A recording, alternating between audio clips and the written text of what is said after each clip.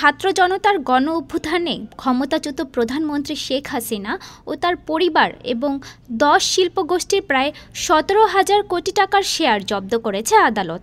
এছাড়া বিভিন্ন ব্যাংকে থাকা প্রায় 4,000 কোটি টাকা জব্দ করা হয়েছে এবং 84 জনকে বিদেশ যাত্রায় নিষেধাজ্ঞা দেওয়া হয়েছে। 15 এপ্রিল পাচার হওয়া সম্পদ দেশে ফেরত আনা এবং ব্যবস্থাপনার জন্য আন্তঃসংস্থা টাস্কফোর্সের সভায় এসব তথ্য জানানো হয়।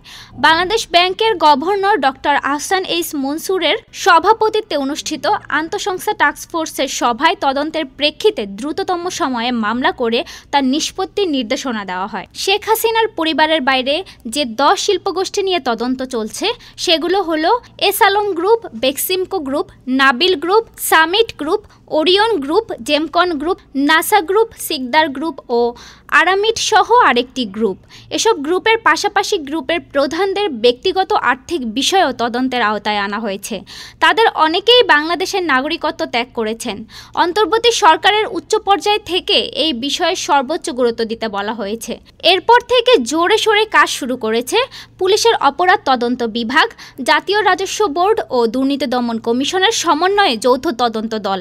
সমন্বয়ের দায়িত্ব পালন করেছে আর্থিক গোয়েন্দা সংস্থা Bangladesh financial intelligence unit. Bangladesh ব্যাংকে বিশেষ নিরাপত্তা বিশিষ্ট কক্ষে তদন্তের নথিপত্র প্রস্তুতের কাজ চলছে।